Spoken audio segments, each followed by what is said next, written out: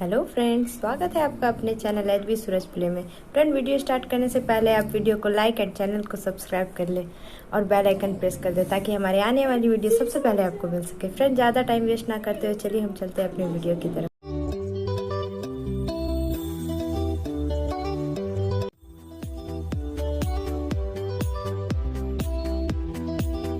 और गौतम गंभीर मुझे ही ऐसे लगता है कि जाहिर बात है जो पार्टी आजकल इनकी है गवर्नमेंट में, उन्हीं के वो बंदे हैं, उन्हीं की तरफ से उन्होंने जो है वो इलेक्शन भी लड़ा था। तो जाहिर सी बात है कहीं ना कहीं पर्ची डंडे तो चल सकते हैं। तो मुझे ऐसा लगता है कि शायद इसी वजह से इनको इंडियन टीम का हेड कोच बनाया गया। बाकी कौन सा बड़ा कोई तीर मारा हुआ उन्होंने, कि 8-8 10-10 साल से वो कलकत्ता की कोचिंग कर रहे हैं या कहीं वो कोचिंग कर रहे हैं। वो तनवीर अहमद है। अब उन्होंने कहा कि जी गंभीर जो है वो पर्ची है और उसका हक नहीं था कोच बनने का। ये हमेशा वो एक मतलब दूसरों से हटके एक डिफरेंट ही बात करेगा। अब जैसे तनवीर भाई को ले लो, देखो तनवीर भाई वैसे तो कई बड़ी सेंसिबल बातें करते हैं, लेकिन कभी कभार फिर भी मसला है ना, गोभी पकी होगी खाली होगी। अब वो ये कहते हैं कि गौतम गंभीर ये पर्ची है।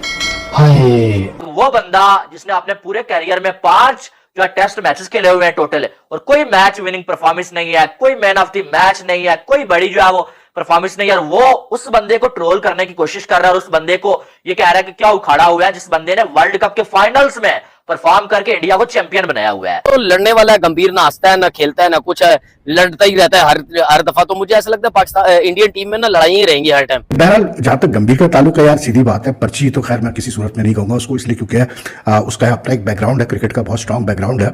और मैं पहले भी कह चुका हूं कि ठीक है उसका कोचिंग का शायद एक्सपीरियंस नहीं होगा जितना कि ड्राविड का था, लेकिन क्रिकेटिंग बैकग्राउंड उसका बहुत स्ट्रॉन्ग है। ये पर्ची इसको खिला लो, मेरा बेटा है, मेरे जिसे कहते हैं मेरा साला है, मेरा बहनोई है, मेरी इज्जत का सवाल है, बहन का घर बच जाएगा, इस किस्म के चक्कर वहां नहीं चलते। ये हमारी ही फुद्दू क्रिकेट में चलते हैं, उनके नहीं चलते। उन्होंने काफी हद तक चीजें सेटल कर ली हैं। और बाकी तनवीर भाई रात को ना चावल चावल खा लिया करें, हल्के से बॉयल करके, ज्यादा ठीक रहेगा।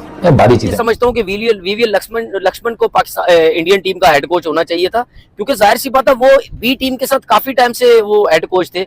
और गौतम गंभीर मुझे ही ऐसे लगता है कि जाहिर बात है जो पार्टी आजकल इनकी है गवर्नमेंट में, उन्हीं के वो बंदे हैं, उन्हीं की तरफ से उन्होंने जो है वो इलेक्शन भी लड़ा था। तो जाहिर सी बात है कहीं ना कहीं पर्ची डंडे तो चल सकते हैं। तो मुझे ऐसा लगता है कि शायद इसी वजह से इनको इंडियन टीम का हेड कोच बनाया गया। बाकी कौन सा बड़ा कोई तीर मारा हुआ उन्होंने, कि 8-8 10-10 साल से वो कलकत्ता की कोचिंग कर रहे हैं या कहीं वो कोचिंग कर रहे हैं।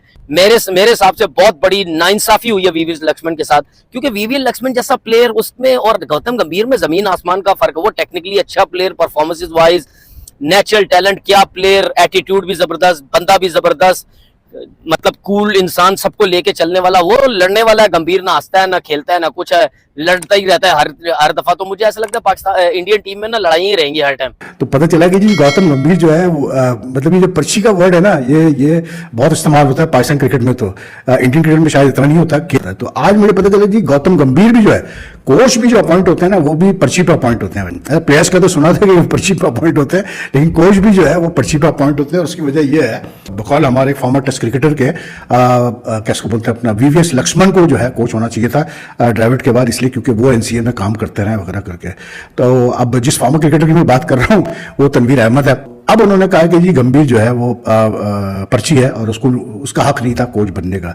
ये हमेशा वो एक मतलब दूसरों से हटके एक डिफरेंट ही बात करेगा। I think it's more for the views, it's more for the fact that he knows कि वो जितनी कंट्रोवर्शियल बात करेगा उतना ज्यादा वो, आजकल तो आपको पता है सोशल मीडिया का जमाना है, तो यही बिकता है भाई, जितनी आप ज्यादा मसालेदार बात करें तो वही बिकती है। और आई थिंक गंभीर और टेंगू का पहले भी आमना सामना भी हुआ था किसी चैनल पे, तो उसमें भी बड़ा गर्मा गर्मी हुई थी, ओवर कोहली के ऊपर कुछ कह दिया था अपना कैसे बोलते टेंगो ने। बहरहाल जहां तक गंभीर का ताल्लुक है यार, सीधी बात है, पर्ची तो खैर मैं किसी सूरत में नहीं कहूंगा उसको, इसलिए क्योंकि उसका अपना एक बैकग्राउंड है, क्रिकेट का बहुत स्ट्रॉन्ग बैकग्राउंड है।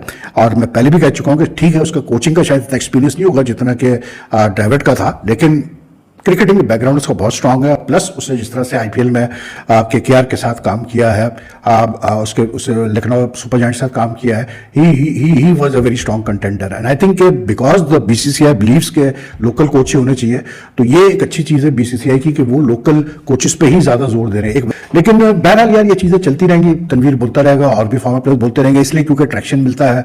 लेकिन बहरहाल पर्ची तो नहीं है, और अगर हम अभी जीटीवी में अगर मैं होता तो जरूर मैं तनवीर टेंगो को सामने बैठाता और इस पर हम डिबेट करते हैं कि भाई कैसे आप कह रहे हैं कि जी गंभीर जो है वो पर्ची है। लेकिन अब जैसे तनवीर भाई को ले लो, लोग तनवीर भाई वैसे तो कई बड़ी सेंसिबल बातें करते हैं, लेकिन कभी कभार फिर वही मसला है ना, गोभी पकी होगी खाली होगी। अब वो ये कहते हैं कि गौतम गंभीर ये पर्ची है। हाय, पर्ची क्या होता है? पर्ची बेसिकली यार हमारी क्रिकेट की टर्म में तो उस बंदे को कहते हैं कि जिसके पास ना टैलेंट होता है ना स्किल होता है ना वो मथा होता है, क्रिकेट का उसको काफ भी नहीं पता होता, लेकिन वो सिलेक्ट हो जाता है। तो वो ये कहते हैं कि गौतम गंभीर एज ए हेड कोच पर्ची है। उनको ये लगता है कि वीवीएस लक्ष्मण जो है उसकी जगह बनती थी इंडियन क्रिकेट टीम के एज ए हेड कोच की। अब मैं तनवीर भाई को ना सैर कराता हूँ थोड़ी सी पीछे की।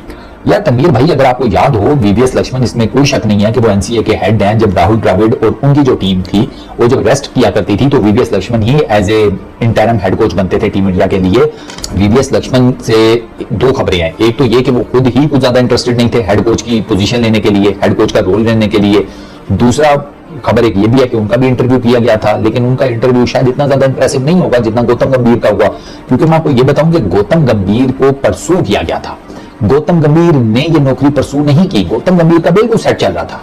वो इस नौकरी से जितने पैसे मिलने हैं उससे डबल पैसे केकेआर की मेंटोरशिप से कमा रहा था। उसका भाई सेटल चल रहा था। वो आया मेंटोरशिप में केकेआर की, उससे पहले वो लखनऊ सुपर जायंट्स के साथ मेंटोरशिप कर रहा था उनकी। वो वहां से छोड़कर केकेआर में आया और आते साथ ही उसने आईपीएल भी जितवा दी, वरना केकेआर वाले तो आईपीएल नहीं जीत पा रहे थे। गौतम गंभीर ही केकेआर का वो कप्तान है जिसके टेन्योर में केकेआर 2 मरतबा आईपीएल जीती, उसके बाद कभी नहीं जीती थी। अब वो तीसरी मरतबा मेंटोर के तौर पर आया तो उसने आकर जितवा दिया। ये तो दुनिया जानती है। श्रेयस अय्यर ने कप तो उठाया, लेकिन उस कप को उठाने में श्रेयस अय्यर के पीछे और कप के पीछे जो बंदा खड़ा था वो गौतम गंभीर है। ये हर किसी को पता है। गौतम गंभीर ने तो अप्लाई नहीं किया था, ये तो बीसीसीआई वाले ड्यूरिंग आईपीएल गौतम गंभीर के पास पहुंच गए थे कि गुरु आ जाओ एज ए हेड कोच। अब बीसीसीआई वाले ने कुछ ना कुछ तो देखा होगा, क्योंकि देखें उधर ना इतना जिसे कहते हैं पैड़ा काम नहीं होता कि भाई आप आउट ऑफ नोवेयर एक बंदे को हेड कोच लगा दें कि जी ये पर्ची है। अब इस लेवल की जो जॉब है ना उसकी पर्ची पर सीधा सीधा मोदी जी की तरफ से आए तो आए, उससे नीचे के लेवल पर वो खुद अच्छा खासा सेटअप चलाकर बैठे हुए हैं, सिस्टम उनका रनिंग में है, वो इस किस्म की चीजें नहीं करते। ये पर्ची, इसको खिला लो, मेरा बेटा है, मेरे जिसे कहते हैं मेरा साला है, मेरा बहनोई है, मेरी इज्जत का सवाल है, बहन का घर बच जाएगा, इस किस्म के चक्कर वहां नहीं चलते। ये हमारी ही फुद्दू क्रिकेट में चलते हैं, उनके नहीं चलते। उन्होंने काफी हद तक चीजें सेटल कर ली हैं। और बाकी तनवीर भाई रात को ना चावल शावल ही खा लिया करें, हल्के से बॉयल करके, ज्यादा ठीक रहेगा, बारी चीजें ना खाया करें। तनवीर अहमद साहब का ये कहना है कि गौतम गंभीर एक पर्ची कोच है।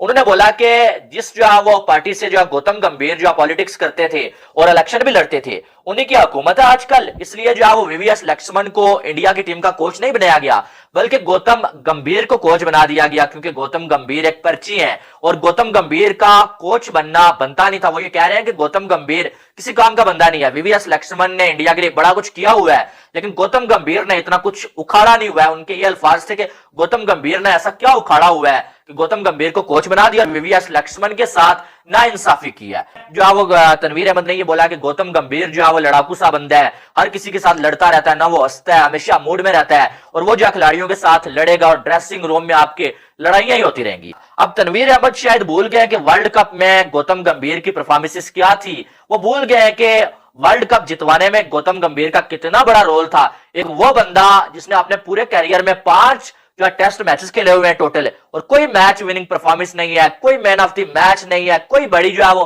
परफॉर्मेंस नहीं है। और वो उस बंदे को ट्रोल करने की कोशिश कर रहा है और उस बंदे को ये कह रहा है कि क्या उखाड़ा हुआ है, जिस बंदे ने वर्ल्ड कप के फाइनल्स में परफॉर्म करके इंडिया को चैंपियन बनाया हुआ है। इंडिया के साथ कोई रिलेशन नहीं होना चाहिए अगर इंडिया खेलने नहीं आता। और आज ये जो है $1-2 के लिए फिर इंडिया की क्रिकेट पे बात कर रहे हैं और जो गौतम गंभीर के हवाले से बात कर रहे हैं कि गौतम गंभीर को जो कोच नहीं होना चाहिए था। इनकी हद नहीं हो गई है यार। आपको क्या लगे यार, दुनिया जो भी कर रही है वो उनका अपना मैटर है। आप कौन होते हैं ये बात कहने वाले कि गौतम गंभीर जो पर्ची है भाई और गौतम गंभीर ने कुछ नहीं उखाड़ा हुआ होगा। आपको कब से जो इंडिया की टीम की इतनी टेंशन